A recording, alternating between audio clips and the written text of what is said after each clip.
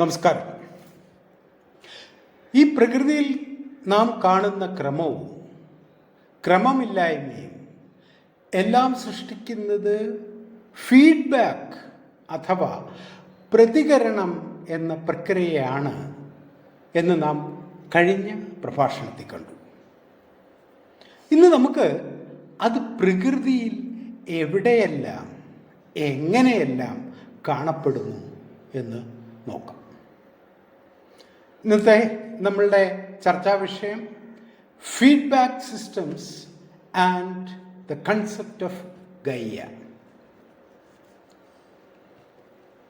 ഏതൊരു ജൈവ നിലനിൽപ്പിനെയും, അതായത് ബയോളജിക്കൽ എക്സിസ്റ്റൻസിനെയും എടുത്തു നോക്കിയാൽ ബയോളജിക്കൽ അല്ലാത്തതിനും ഇത് അതേ അളവിൽ ബാധകമാണ്. അത് നിലനിൽക്കുന്നത് പലതരം ഇൻപുട്ടുകളുടെയും അതിൻ്റെ ഫലമായ ഔട്ട്പുട്ടുകളുടെയും അടിസ്ഥാനത്തിലാണ് എന്ന് കാണാൻ കഴിയും.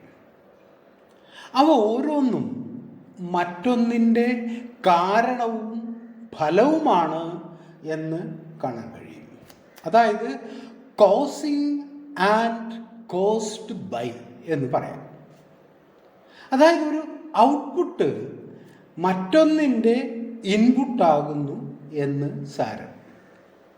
ഇൻപുട്ട് എന്നാൽ ഉള്ളിലേക്ക് പോകുന്നതും ഔട്ട്പുട്ട് എന്നാൽ പുറത്തേക്ക് പോകുന്നതും എന്ന് തൽക്കാലം നമുക്ക് അർത്ഥം എടുക്കാം. ഒരു ഫീഡ്ബാക്ക് ലൂപ്പ് എന്ന് പറഞ്ഞാൽ ഒരു സിസ്റ്റത്തിൻ്റെ ഔട്ട്പുട്ട് വീണ്ടും അതിൻ്റെ ഇൻപുട്ടായി കൊടുക്കുന്ന ഒരു പ്രക്രിയയാണ്. ഇത് രണ്ട് രീതിയിലാകാം. ആ സിസ്റ്റത്തിൻ്റെ ഔട്ട്പുട്ടിനെ വീണ്ടും വികസിപ്പിച്ച് വലുതാക്കുകയാണെങ്കിൽ അത് പോസിറ്റീവ് ഫീഡ്ബാക്ക് എന്നും, അതിൻ്റെ ഔട്ട്പുട്ടിനെ ക്രമമായി നിയന്ത്രിക്കുന്നുവെങ്കിൽ അത് നെഗറ്റീവ് ഫീഡ്ബാക്കും എന്നും വിളിക്കാം. ഇതിൻ്റെ സാങ്കേതികത്വത്തിലേക്കൊന്നും നമുക്ക് കടക്കേണ്ടതില്ല. ഇതേപ്പറ്റി ഒരു ധാരണ മാത്രം ഉണ്ടാക്കുക എന്നതാണ് ഇവിടെ ഉദ്ദേശിക്കുന്നത്. ജൈവഘടനകളിൽ ഇത്തരം ഫീഡ്ബാക്ക് ലൂപ്പുകളാണ് അതിൻ്റെ നിലനിൽപ്പിനെ തന്നെ കാരണമായ ഹോമിയോസ്റ്റാസിസ് എന്ന അവസ്ഥ സൃഷ്ടിക്കുന്നത്. ഹോമിയോസ്റ്റാസിസ് എന്ന പ്രക്രിയയാണ് നമ്മുടെ ശരീരത്തിൻ്റെ ആന്തരിക അന്തരീക്ഷവും ബാഹ്യ ആയിട്ടുള്ള ഒരു സമീകരണം നിലനിർത്തി ശരീരത്തിൻ്റെ ഘടനയെ ഇങ്ങനെ തന്നെ നിലനിർത്തുന്നത്. ഹോമിയോസ്റ്റാസിസും അതിനു വേണ്ട ഊർജവും എല്ലാത്തരം ജീവികൾക്കും ഒരുപോലെയല്ല എന്നാണ് മനസ്സിലാക്കേണ്ടത്. ഉദാഹരണമായി മത്സ്യങ്ങൾ, നമ്മൾ കോൾഡ് ബ്ലഡഡ് ജീവികളെന്ന് വിളിക്കുന്നവ എല്ലാം അവയുടെ ശരീര ഊഷ്മാവ് അവയ്ക്ക് ചുറ്റിലുമുള്ള വെള്ളത്തിൻ്റെ അതേ ഊഷ്മാവിൽ നിലനിർത്തുന്നു. അതുകൊണ്ട് അവയ്ക്ക് ശരീര ഊഷ്മാവിനെ നിയന്ത്രിക്കുന്ന സംവിധാനത്തിൻ്റെ ആവശ്യമില്ല. എന്നാൽ അതേ ജലത്തിൽ തന്നെ ജീവിക്കുന്ന ഒരു തിമിംഗലത്തെ എടുക്കുക. അവ വാം ബ്ലഡഡ് ജീവികളാണ്. അതായത് അവയുടെ ആന്തരിക ഊഷ്മാവ് ചുറ്റുമുള്ള ജലത്തിൻ്റെ ഊഷ്മാവിനേക്കാൾ ഉയർന്നു നിൽക്കണം. അതുകൊണ്ട് അവയ്ക്ക് അതിനുള്ള ഉപാധികളും വേണം. അതുകൊണ്ട് തന്നെ കൂടുതൽ ഊർജം ചെലവഴിക്കുകയും ചെയ്യും. ഇങ്ങനെ ശരീര താപനില ക്രമീകരിക്കുന്നതിനായി ആന്തരിക സംവിധാനങ്ങളെ അല്ലാതെ പാരിസ്ഥിതിക സംവിധാനങ്ങളെ ആശ്രയിക്കുന്ന ജീവസമൂഹം എക്ടോതേംസ് എന്നും, അതിൻ്റെ ഉദാഹരണം ഉരകങ്ങൾ, ജലത്തിലും കരയിലും ജീവിക്കുന്നവ, മത്സ്യങ്ങൾ എന്നിവ. അതുപോലെ തന്നെ പാരിസ്ഥിതിക സംവിധാനങ്ങളെക്കാൾ ഉപരിയായി ആന്തരിക സംവിധാനങ്ങൾ വഴി താപം നിയന്ത്രിക്കുന്നവ എൻഡോതെംസ് എന്നും അറിയപ്പെടും. മനുഷ്യ ശരീരത്തിൽ മിക്കവാറും എല്ലാ പ്രവർത്തികളും നമുക്ക് ഫീഡ്ബാക്ക് ലൂപ്പിലൂടെ പ്രവർത്തിക്കുന്നത് കാണാം. ഒരു പ്രസവം തന്നെ നമുക്ക് ആദ്യ ഉദാഹരണമായിട്ടെടുക്കാം. കുട്ടിയുടെ തല ഗർഭാശയത്തിന് പുറത്തേക്ക് തള്ളാൻ തുടങ്ങുമ്പോൾ ഗർഭാശയ മുഖത്ത്, അതായത് സെർവിക്സിൽ കൂടുതൽ മർദ്ദം അനുഭവപ്പെടുന്നു. ഈ മർദ്ദം ചുറ്റുമുള്ള റെസിപ്റ്റർ സെല്ലുകളെ ഉദ്ദീപിപ്പിക്കുകയും സെല്ലുകൾ ഒരു കെമിക്കൽ സിഗ്നൽ തലച്ചോറിലേക്ക് അയക്കുകയും ചെയ്യുന്നു. ഉടൻ തലച്ചോറ് ഓക്സിറ്റോസിൻ എന്ന ഒരു ഹോർമോണിനെ ഉൽപ്പാദിപ്പിക്കുന്നു. ഈ ഹോർമോൺ രക്തം വഴി ഗർഭാശയ മുഖത്ത് എത്തി ഗർഭാശയ മുഖത്തെ ചുരുങ്ങാൻ പ്രേരിപ്പിക്കുന്നു. ഈ ചുരുങ്ങൽ കൂടുതൽ ഓക്സിറ്റോസിൻ്റെ ഉൽപ്പാദനത്തിന് കാരണമാകും. ഈ ചക്രം ആവർത്തിക്കപ്പെടുകയാണ്. അങ്ങനെ കുട്ടി ജനിക്കുന്നത് വരെയും അതിന് ശേഷവുമുള്ള കൂടുതൽ രക്തസ്രാവത്തെ നിയന്ത്രിക്കുന്നു. നമുക്കൊക്കെ ഉണ്ടാകുന്ന മുറിവിൽ രക്തം കട്ടി പിടിക്കുന്ന പ്രക്രിയ ഒന്ന് നോക്കാം. നമ്മുടെ ശരീരത്തിലെ ഒരു കോശത്തിന് മുറിവേറ്റാൽ ഉടൻ ഒരു രാസവസ്തു ഉൽപ്പാദിപ്പിക്കപ്പെടുന്നു. ഈ രാസവസ്തു രക്തത്തിലുള്ള പ്ലേറ്റ്ലെറ്റ്സ് എന്ന ഘടകത്തെ ഉൽപ്പാദിപ്പിക്കുന്നു. ഒരിക്കൽ ഈ പ്ലേറ്റ്ലെറ്റ്സ് ഉദ്ദീപിപ്പിക്കപ്പെട്ടാൽ അത് കൂടുതൽ പ്ലേറ്റ്ലെറ്റ്സിനെ ഉണർത്തുന്നു. ഈ പ്രക്രിയ മുറിവിൽ രക്തം കട്ടി ആവുന്നത് വരെ തുടരും. ശരീരത്തിലെ ബ്ലഡ് പ്രഷർ ശരീരത്തിൻ്റെ എല്ലാ ഭാഗങ്ങളിലും രക്തം എത്തിക്കാൻ തക്ക ഹൈ ആയിരിക്കണം. പക്ഷേ ശരീരഭാഗങ്ങളെ ദോഷകരമായി ബാധിക്കത്തക്ക അത്രയും ഹൈ ആകാനും പാടില്ല. അതുകൊണ്ട് ഹൃദയം രക്തം പമ്പ് ചെയ്യുമ്പോൾ ആർട്ടറി വഴി ഒഴുകുന്ന രക്തത്തിൻ്റെ പ്രഷർ ബാരോ റിസപ്റ്റേഴ്സ് എന്ന് വിളിക്കുന്ന മെക്കാനിസം എല്ലായ്പ്പോഴും അളന്നുകൊണ്ടേയിരിക്കും. പ്രഷർ ഇതിൽ എന്തെങ്കിലും വ്യത്യാസം പ്രഷറിൽ ഉണ്ടായാൽ ഉടൻ ഒരു രാസ സിഗ്നൽ തലച്ചോറിലേക്ക് അയക്കുന്നു. തലച്ചോർ ഉടൻ തന്നെ ഹൃദയത്തിന് അതിൻ്റെ പമ്പിംഗ് റേറ്റ് കൂട്ടണമോ കുറയ്ക്കണമോ എന്ന നിർദ്ദേശം കൊടുക്കുകയും ചെയ്യും. അതുപോലെ തന്നെയാണ് ഗ്ലൂക്കോസ് സൈക്കിൾ എന്നത്. രക്തത്തിലെ ഗ്ലൂക്കോസ് ലെവൽ കൂടിയതായി നമ്മുടെ പാൻക്രിയാസ് കണ്ടുപിടിച്ചാൽ ഉടൻ പാൻക്രിയാസിലെ ബീറ്റാ സെൽസ് കൂടുതൽ ഇൻസുലിൻ ഉൽപ്പാദിപ്പിച്ച് ബ്ലഡ് ഗ്ലൂക്കോസ് ലെവൽ കൃത്യമാക്കാൻ ശ്രമിക്കും. ഇനി അഥവാ ഗ്ലൂക്കോസ് ലെവൽ താഴെയാണെങ്കിൽ പാൻക്രിയാസിലെ ആൽഫ സെൽസ് നമ്മുടെ കരളിനെ ഒന്ന് ട്രിഗർ ചെയ്ത് കരളിൽ സൂക്ഷിച്ചിരിക്കുന്ന ഗ്ലൈക്കോജനെ ഗ്ലൂക്കോസാക്കി രക്തത്തിലേക്ക് ഒഴുകുന്നു. അങ്ങനെ രക്തത്തിലെ ഗ്ലൂക്കോസ് ഒരു നിർദ്ദിഷ്ട അളവിൽ നിലനിർത്തും. ഇങ്ങനെ ശരീരത്തിൻ്റെ എല്ലാ പ്രവർത്തനങ്ങളിലും ഫീഡ്ബാക്ക് പ്രവർത്തിക്കുന്നത് കാണാം. ചുരുക്കത്തിൽ പറഞ്ഞാൽ ഒരു ബയോളജിക്കൽ സിസ്റ്റം ഹോമിയോസ്റ്റാസിസ് നിലനിർത്തുന്നത് ഒരു പ്രവൃത്തിയുടെ ഫലമനുസരിച്ച് അതിൻ്റെ പ്രതികരണത്തിന് മാറ്റമുണ്ടാക്കിക്കൊണ്ടാണ് എന്ന് സാരം. അതിൽ പോസിറ്റീവ് ഫീഡ്ബാക്ക് എന്നത് ഔട്ട്പുട്ടിനെ അഥവാ ഫലത്തെ വീണ്ടും കൂട്ടിക്കൊണ്ടിരിക്കും. മറിച്ച് നെഗറ്റീവ് ഫീഡ്ബാക്ക് ഔട്ട്പുട്ടിനെ നിയന്ത്രിച്ച് ഒരു സന്തുലിതമായ അവസ്ഥയിൽ നിലനിർത്തും. ഒരു കുട്ടിയുടെ ജനനത്തിൽ ഗർഭാശയ മുഖത്ത് കൂടുതൽ ചുരുങ്ങൽ ഉണ്ടാക്കുന്ന പ്രക്രിയ പോസിറ്റീവ് ഫീഡ്ബാക്കിന് ഉദാഹരണവും ബ്ലഡ് ഗ്ലൂക്കോസ് നിയന്ത്രിക്കുന്നത് നെഗറ്റീവ് ഫീഡ്ബാക്കിന് ഉദാഹരണവും ആണ്. ജൈവരൂപങ്ങളിൽ സമതുലിതാവസ്ഥ നിലനിർത്തുന്ന മെക്കാനിസമാണ് ഹോമിയോസ്റ്റാസിസ് എന്നും അത് സാക്ഷാത്കരിക്കുന്നത് ഫീഡ്ബാക്കുകളുടെ ആണെന്നും നാം കണ്ടു. അങ്ങനെയാണെങ്കിൽ ഈ ഭൂമുഖത്ത് ജീവൻ സാധ്യമാകാൻ ഇത്തരമൊരു മെക്കാനിസം ഉണ്ടാവാം എന്ന് ചിന്തിക്കുന്നതിൽ എന്താണ് തെറ്റ്? അതായത് നമ്മുടെ ഭൂമി ആകപ്പാടെ നോക്കിയാൽ അജൈവ ഘടകങ്ങളുടെ സംയോഗങ്ങളിലൂടെ ഹോമിയോസ്റ്റാസിസ് എന്ന ഒരവസ്ഥ നിലനിർത്തുന്ന ഒരു ജൈവരൂപമായി കാണാൻ കഴിയില്ലേ? അങ്ങനെ കഴിയുമെന്നാണ് ശക്തമായ തെളിവുകളുടെ പിൻബലത്തോടെ 1970 അവതരിപ്പിച്ച ഗൈയ ഹൈപ്പോസിസിൽ സുപ്രസിദ്ധ ശാസ്ത്രജ്ഞനും കെമിസ്റ്റുമായ ജെയിംസ് ലവ്ലോക്ക്, അതുപോലെ തന്നെ മൈക്രോബയോളജിസ്റ്റായ ലിൻ മാർഗുലിസ് എന്നിവർ അവകാശപ്പെടുന്നത്.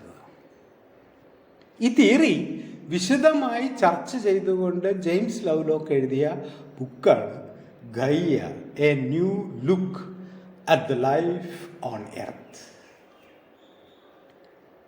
ഗൈയ എന്നത് ഗ്രീക്ക് മിത്തോളജിയിൽ ഭൂമിയുടെ പേരാണ്.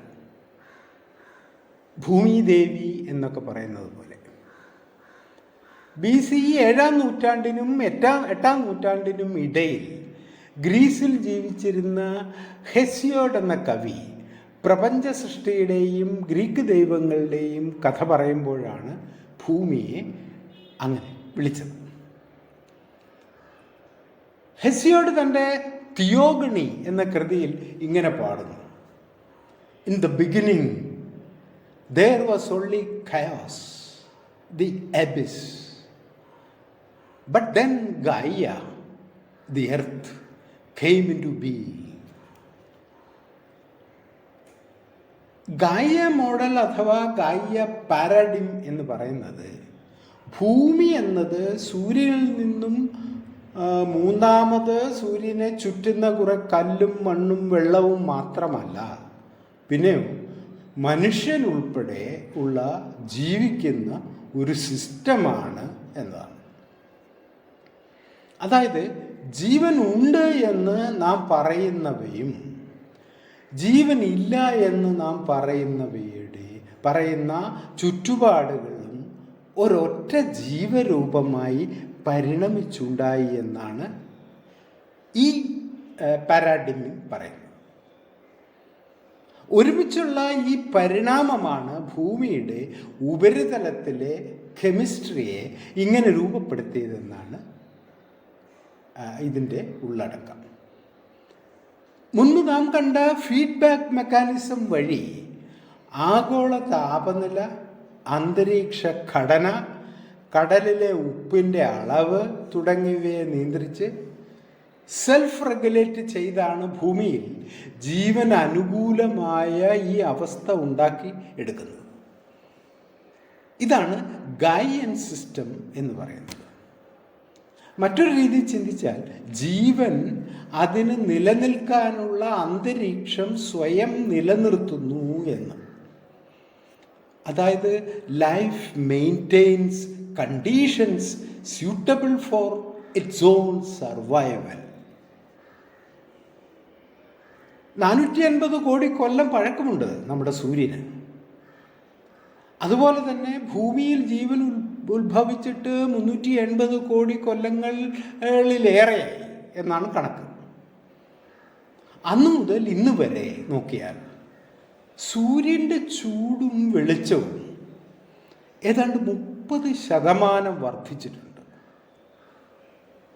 ആ ചൂടിൻ്റെയും പ്രകാശത്തിൻ്റെയും വർധനയെ ഭൂമി മൊത്തത്തിൽ അതിനോട് പ്രതികരിച്ച് ജീവൻ അനുകൂലമായ ഒരു അന്തരീക്ഷം, അതായത് അതാത് കാലത്ത് ഉണ്ടാക്കിയെടുത്തു. അല്ലെങ്കിൽ ഭൂമിയിൽ ജീവൻ അവശേഷിക്കുകയില്ലായിരുന്നു. ഇതാണ് ഫെയിൻഡ് യങ് സൺ പാരഡോക്സ് എന്ന് പറയുന്നത്. ഭൂമിക്ക് വെളിയിൽ നിന്ന് നോക്കുന്ന സയൻസ് അറിയുന്ന ഏതൊരാൾക്കും ഒറ്റ നോട്ടത്തിൽ തന്നെ ഭൂമി ജീവിക്കുന്ന ഒരു ഗ്രഹമാണ് എന്ന് മനസ്സിലാവും. ഭൂമിയുടെ അപ്പുറത്തും ഇപ്പുറത്തും കിടക്കുന്ന ശുക്രനും ചൊവ്വയും അവയുടെ അന്തരീക്ഷം 95-96% കാർബൺ ഡൈ ഓക്സൈഡ്, 3 മുതൽ 4% വരെ നൈട്രജൻ, ഓക്സിജൻ, ആർഗോൺ, മീഥൈൻ എന്നിവയുടെ അല്പസ്വല്പ ശകലങ്ങൾ എന്നിവയാണ് അടങ്ങിയിരിക്കുന്നത്. എന്നാൽ ഭൂമിയുടെ അന്തരീക്ഷമാവട്ടെ 79% നൈട്രജൻ, 21% ഓക്സിജൻ, കുറച്ച് കാർബൺ ഡയോക്സൈഡ്, മീഥൈൻ, ആർഗോൺ എന്നീ വാതകങ്ങൾ. അത് ഗായ സിസ്റ്റത്തിൻ്റെ പ്രവർത്തന ഫലമാണ് എന്നാണ് പറയുന്നത്. അത് ഭൂമിയിലെ ജീവൻ്റെ വികാസത്തിന് അനുകൂലവുമാണ്. ഒരു ഉദാഹരണം നോക്കാം. ഏതാണ്ട് 280 കോടി കൊല്ലങ്ങൾക്ക് മുമ്പ് ഭൂമിയിൽ ഉണ്ടായിരുന്ന ബാക്ടീരിയയും ഫോട്ടോസിന്തറ്റിക് ആൽഗകളും അന്തരീക്ഷത്തിൽ നിന്നും കാർബൺ ഡയോക്സൈഡിനെ സ്വീകരിച്ച് ഓക്സിജൻ പുറത്തേക്ക് വിടാൻ തുടങ്ങി. അങ്ങനെ നമ്മളടക്കമുള്ള ഉയർന്ന തരം ജീവികളുടെ പരിണാമത്തിനും വികാസത്തിനും അന്തരീക്ഷം ഒരുങ്ങി. അന്തരീക്ഷത്തിലെ ഓക്സിജന്റെ അളവ് ക്രമാതീതമായി കൂടിയാലോ? അങ്ങനെ സംഭവിച്ചാൽ ജ്വലന പ്രക്രിയ വളരെ വേഗമാകും. നിയന്ത്രിക്കാനാവാത്ത വിധം തീ പടരും. ബയോഡീഗ്രേഡബിളായ വസ്തുക്കളുടെ നാശം വളരെ വേഗത്തിലാവും. അതുകൊണ്ട് അന്തരീക്ഷത്തിലെ ഓക്സിജൻ, കാർബൺ ഡയോക്സൈഡ് എന്നിവയുടെ ഒരു ബാലൻസ് നിലനിർത്തണം. ശ്വസന പ്രക്രിയയിൽ മനുഷ്യരും മൃഗങ്ങളുമെല്ലാം കാർബൺ ഡയോക്സൈഡ് പുറത്തേക്ക് വിടുന്നു. ശ്വസനത്തിൽ ജീവിക്കുന്ന അല്ലെങ്കിൽ ഈ ശ്വസനത്തിൽ തന്നെ ജീവികൾ ഓക്സിജൻ സ്വീകരിക്കുന്നു. കാർബൺ ഡയോക്സൈഡ് പുറത്തേക്ക് വിടുന്നു, ഓക്സിജൻ സ്വീകരിക്കുന്നു. അതുപോലെ ഫോട്ടോസിന്തസിസിൽ സസ്യങ്ങൾ ഓക്സിജൻ പുറത്തേക്ക് വിടുന്നു, കാർബൺ ഡയോക്സൈഡ് സ്വീകരിക്കുന്നു. ഇവിടെ ഉത്തരങ്ങളൊന്നും തന്നെയില്ല, എല്ലാം ചോദ്യങ്ങൾ മാത്രം. ജൈവരൂപങ്ങളിൽ ഒരു തരത്തിലുള്ള സമതുലിതാവസ്ഥ നിലനിർത്തുന്ന മെക്കാനിസമാണ് ഹോമിയോസ്റ്റാസിസ് എന്ന് പറയുമ്പോൾ നാം ആദ്യം കാണുന്നത്. ഭൂമിയുടെ വലുപ്പത്തിലുള്ള ഒരു ജൈവരൂപമാണ് ഗായ. ആ ജൈവരൂപം നിർമ്മിച്ചെടുക്കുന്ന ഏറ്റവും പുതിയ ഒരു ഉൽപ്പന്നമാണ് മനുഷ്യൻ, അഥവാ നിരന്തരം വികസിച്ചു കൊണ്ടിരിക്കുന്ന ബ്രെയിൻ സെൽസ്. അത് നിർമ്മിക്കാനുള്ള ഒരു ഉല ആണോ ഈ ഭൂമി? ബോധമെന്ന പ്രതിഭാസത്തിൻ്റെ വികാസ പരിണാമങ്ങൾക്കുള്ള കളിത്തൊട്ടിലാണോ ഇവിടം? അതോ ഗോളഗോളാന്തരങ്ങളിൽ വിതയ്ക്കുവാനുള്ള വിത്ത് മുളപ്പിക്കലാണോ ഇവിടെ നടക്കുന്നത്? ഇതിനൊരു മറുവശം കൂടിയുണ്ട്. നമ്മുടെ ഗാലക്സിയിൽ മാത്രം നോക്കിയാൽ ഏതാണ്ട് 100 ബില്യൺ നക്ഷത്രങ്ങളിൽ കൂടുതലുണ്ട്. അതിൽ ഏറ്റവും ചുരുങ്ങിയത് 2% ഗ്രഹങ്ങളുമുണ്ട്. അവിടെ എവിടെയെങ്കിലും ഭൂമിയെപ്പോലെ ജീവൻ ഉണ്ടാകാനുള്ള സാധ്യതയില്ലേ? ഉണ്ടാവാം. പക്ഷേ 1950 എൻറിക്കോ ഫെർമി എന്ന നോബൽ സമ്മാന ജേതാവ് ചോദിച്ചതുപോലെ, വേർ ആർ ദേ? എവിടെയാണവർ? ഇതാണ് സുപ്രസിദ്ധമായ ഫെർമീസ് പാരഡോക്സ് എന്ന് വിളിക്കുന്നത്. ഗൈയ തന്നെ പരിവർത്തനത്തിനും വികാസത്തിനും വിധേയമാകുന്നത് നാം കണ്ടു. അങ്ങനെയെങ്കിൽ ആ ജീവിതചക്രത്തിൻ്റെ അഥവാ ഗൈയയുടെ തന്നെ ജീവിതചക്രത്തിൻ്റെ എവിടെയാണ് നമ്മുടെ സ്ഥാനം ഇപ്പോൾ? വളർച്ചയെത്തിയ സ്ഥാനത്താണോ, അതോ മുട്ട വിരിയാൻ എന്ന പോലെ അടയിരിക്കുന്ന അവസ്ഥയിലാണോ? ഇനി ഗൈയ തന്നെ മറ്റൊരു വലിയ ഗൈയ സിസ്റ്റത്തിൻ്റെ ചെറിയ ഭാഗമാണോ? ഒരു ഗാലക്സിയുടെ വലുപ്പമുള്ള മറ്റൊന്ന്? മുഖ്യധാരാ സയൻസ് പറയുന്നത് പോലെ ഈ മാറ്റങ്ങളും വികാസങ്ങളും പരിണാമങ്ങളും എല്ലാം ഒരു ലക്ഷ്യവുമില്ലാത്ത മൈൻഡ്ലെസ് പ്രവർത്തനങ്ങൾ ആണെങ്കിലും അല്ലെങ്കിലും ഈ ചോദ്യങ്ങളെല്ലാം ഉയർത്താവുന്നതാണ്. ലവ്ലോക്ക് സൂചിപ്പിക്കുന്ന രണ്ട് പ്രധാനപ്പെട്ട കാര്യങ്ങളുണ്ട്. ഒന്ന്, ഈ ഗൈയ അതിപുരാതനവും ആസ്ട്രോയിഡ് പോലുള്ള നിരന്തര കൂട്ടിയിടിക്കലുകളെ അതിജീവിച്ച് ഇവിടെ എത്തിയത് കൊണ്ട് ഒരുപക്ഷെ മനുഷ്യനിർമ്മിതമായ ഒരു പ്രവൃത്തി ഇതിന് ദോഷകരമാവാൻ സാധ്യതയില്ല. പക്ഷേ മനുഷ്യകുലത്തിന് അത് ദോഷകരമായേക്കാം. ഇപ്പോൾ തന്നെ ഭൂമിയിൽ 5 കൂട്ടമരണങ്ങൾ അഥവാ ഉന്മൂലന നാശങ്ങൾ ഉണ്ടായിട്ടുണ്ട്. 440 മില്യൺ വർഷങ്ങൾക്ക് മുമ്പ്, 365 മില്യൺ വർഷങ്ങൾക്ക് മുമ്പ്, 250 മില്യൺ വർഷങ്ങൾക്ക് മുമ്പ്, 210 മില്യൺ വർഷങ്ങൾക്ക് മുമ്പ്, 65 മില്യൺ വർഷങ്ങൾക്ക് മുമ്പ് എന്നിങ്ങനെ. അന്ന് നിലവിലുണ്ടായിരുന്ന ബഹുഭൂരിപക്ഷം ജീവിവർഗങ്ങളും അതിൽ നശിച്ചു പോയിട്ടുമുണ്ട്. ദിനോസറുകൾ അടക്കമുള്ള ജീവജാലങ്ങൾ എല്ലാം നശിച്ചത് 65 മില്യൺ വർഷങ്ങൾക്ക് മുമ്പാണ്. അതിനുശേഷം ഉണ്ടായതാണ് നമ്മുടെ വർഗം. രണ്ടാമത്തെ സാധ്യത ഒരു വെടിയുണ്ടയുടെ ഉദാഹരണമാണ്.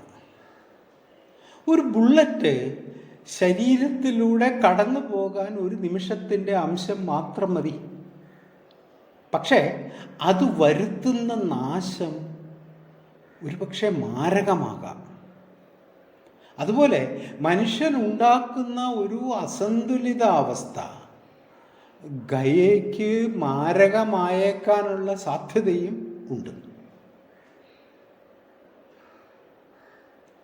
ജീവൻ എന്ന ഈ പ്രതിഭാസത്തിൻ്റെ വികാസ പരിണാമത്തെ മുന്നോട്ട് നയിക്കാൻ ഗൈയ സിസ്റ്റംസ് അവശേഷിക്കും എന്ന് മാത്രം നമുക്ക് പ്രതീക്ഷിക്കാം. ഈ പ്രഭാഷണം ഞാനിവിടെ അവസാനിപ്പിക്കുകയാണ്. നന്ദി.